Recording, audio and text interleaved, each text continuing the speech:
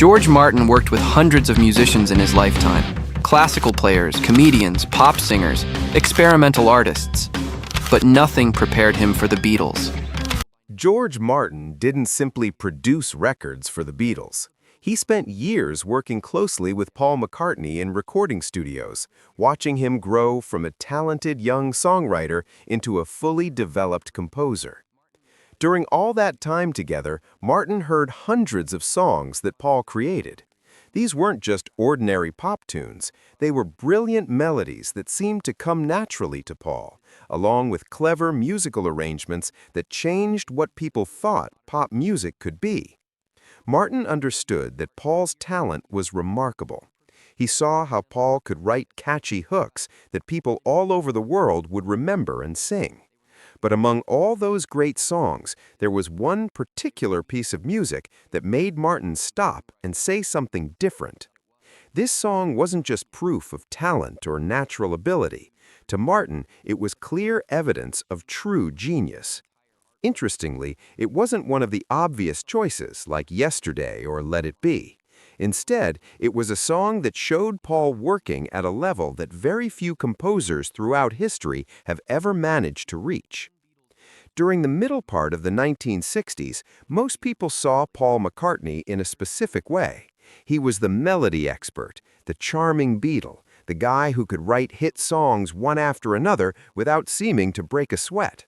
His music was everywhere on the radio. His bass guitar playing gave the band its driving force. His voice carried the group's harmonies. The public loved him because he made perfect pop music look incredibly easy. He had a gift for creating songs that felt like they had always existed somewhere, just waiting for someone to discover them. However, music critics often told a different story about Paul. Many of them thought he was too careful, too polished, and too focused on making pretty music. When they compared him to John Lennon, who had a rougher edge and loved experimenting with new sounds, Paul seemed like the conventional member of the group. He appeared to be the one who wanted to please crowds and cared more about commercial success than pushing artistic boundaries. Yes, his melodies were beautiful, but critics figured that beautiful melodies must be simple to create. They mistook the fact that his music was easy to enjoy for a lack of depth and sophistication. George Martin, though, understood things differently. He had a unique perspective because he actually sat beside Paul in the studio. He watched Paul build complex chord progressions. He listened as Paul explained his harmonic choices. He witnessed the careful precision behind those melodies that sounded so effortless. Martin understood something that most critics completely missed. Making sophisticated music sound simple and natural is actually much harder than writing obviously complicated music. Anyone can write a song that sounds difficult and complex.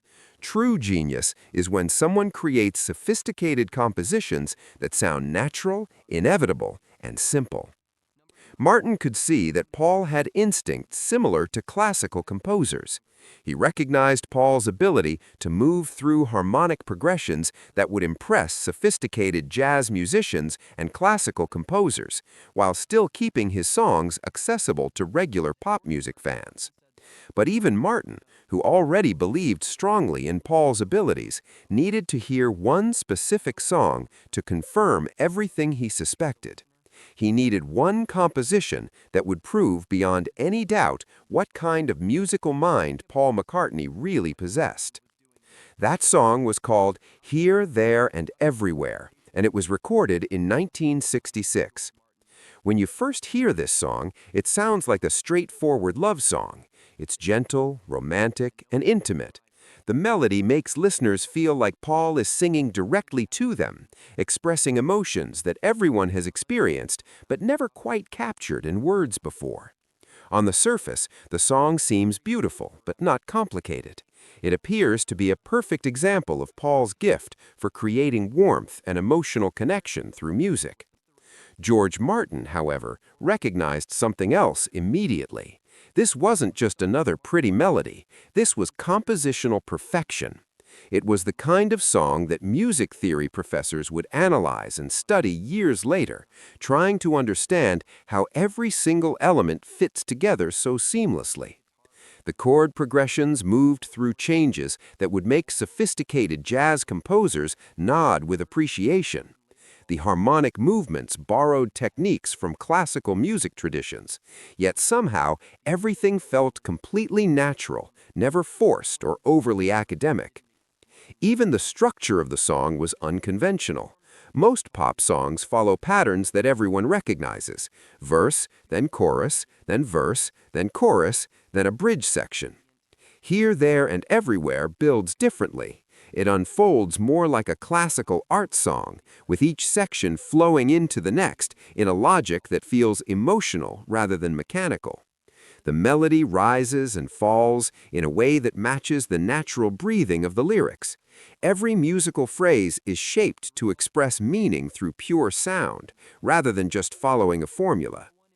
From the very first recording take, Martin's perspective was crystal clear. This was Paul McCartney thinking like the great American songbook composers such as George Gershwin and Cole Porter, who had elevated popular songs into genuine art forms. This wasn't a Beatle trying to write a hit single. This was a complete composer working at the highest level of his craft, creating something that would last not just because it was catchy, but because it was genuinely perfect. Here, There, and Everywhere proved Paul's genius in ways that his more famous songs never quite could. When you look beneath the gentle beauty of this song, you find compositional sophistication that most songwriters never even attempt. The song opens on a G major chord, but the actual key is B flat major. Starting on the third chord of the scale instead of the tonic is a technique borrowed from classical music that creates immediate harmonic interest. It gives the listener a sense of already being in motion before the journey truly begins. Most pop music writers wouldn't dare start a song this way. Paul made it sound like it was the only possible choice, the only way the song could begin. Throughout the song, the chord progression moves through changes that require a deep understanding of harmonic theory. Paul shifts smoothly between major and minor chords with fluid grace. He uses substitute chords and unexpected resolutions that create emotional colors that traditional pop progressions never achieve. Yet, nothing in the song sounds complicated or showy. Every single harmonic choice serves the emotional story that the lyrics are telling, enhancing the feeling of intimacy and devotion that the words express.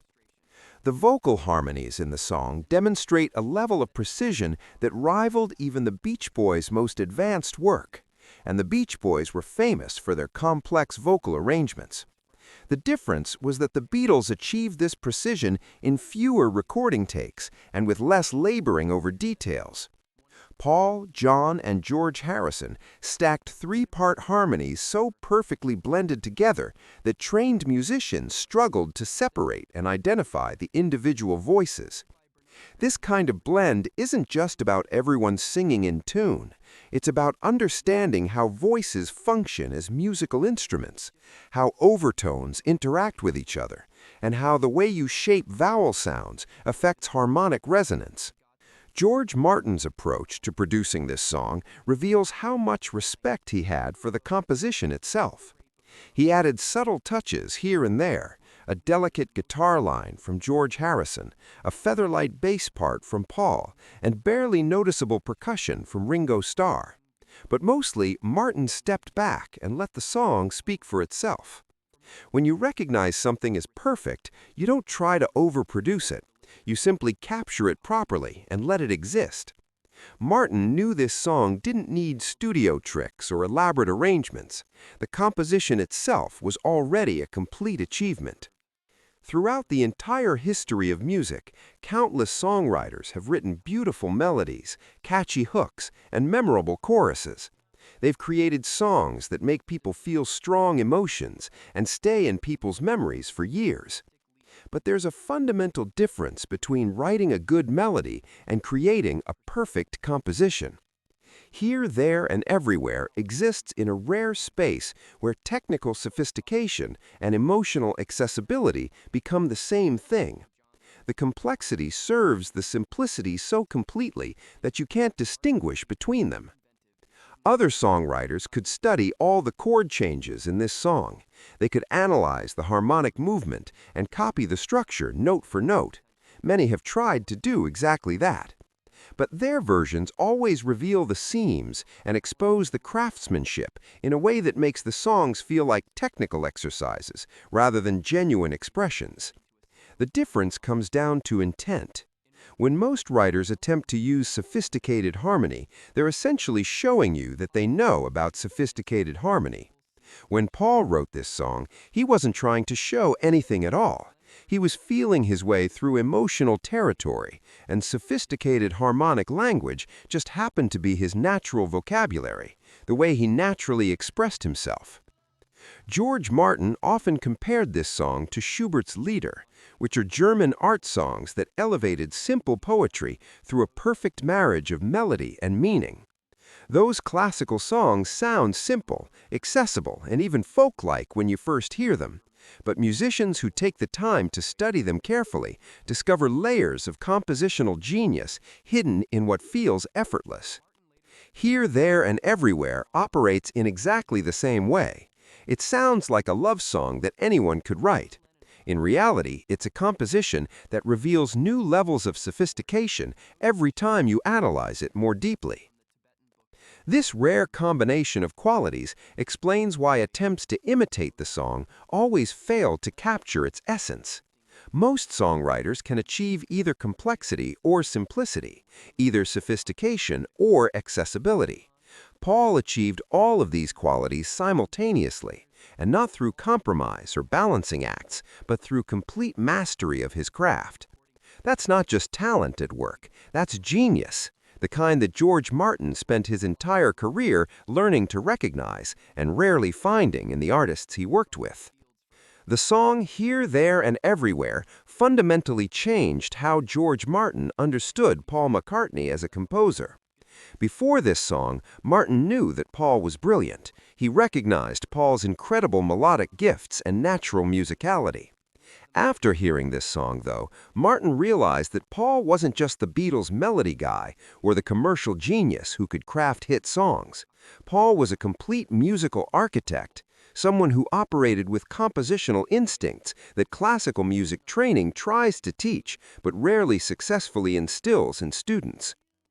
The maturity of the writing was absolutely astonishing when you consider that Paul was only 24 years old at the time.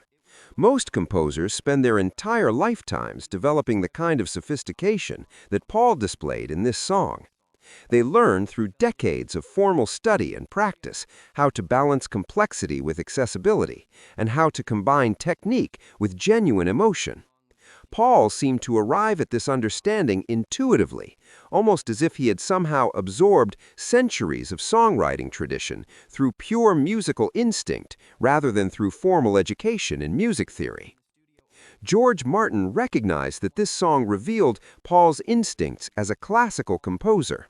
It showed his ability to think harmonically in the way that composers like Mozart or Brahms thought, moving through chord progressions with a logic that served emotional expression rather than just showing off technical knowledge. This wasn't simply pop music borrowing a few classical techniques here and there. This was classical composition being expressed through the format of a pop song, which is a subtle but absolutely crucial distinction. The song also predicted Paul's sophistication he would demonstrate throughout his post-Beatles career.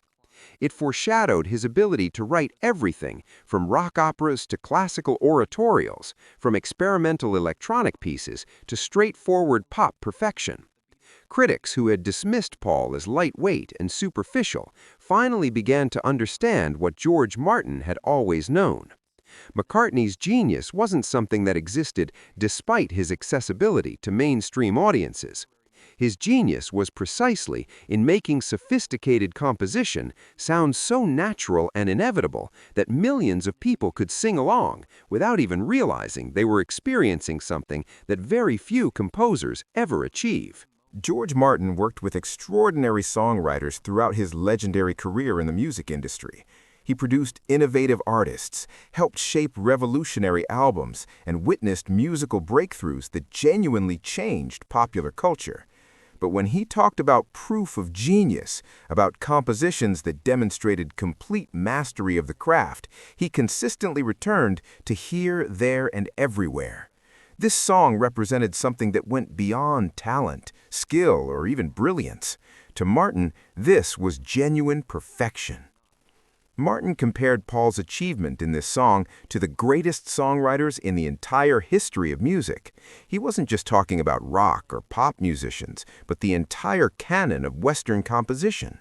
He placed this song alongside Gershwin's sophisticated standards, Cole Porter's elegant musical constructions, and the classical lieder tradition where melody and meaning achieve perfect unity. This comparison carried enormous weight because it came from George Martin, who had studied classical music formally and had produced experimental composers throughout his career. This wasn't just industry praise or promotional talk. What separated genius from mere talent, in Martin's assessment, was the combination of technical mastery and emotional truth. Many composers managed to achieve one of these qualities. Some managed to achieve both occasionally in their best work. Paul achieved both qualities completely in a single 3-minute song that sounds effortless when you hear it. He wrote with a level of sophistication that trained musicians would study and analyze, while simultaneously creating emotional resonance that casual listeners feel instinctively without understanding why. That simultaneity, that ability to work on multiple levels at once, is the true definition of genius. Martin took pride in helping Paul realize this musical vision.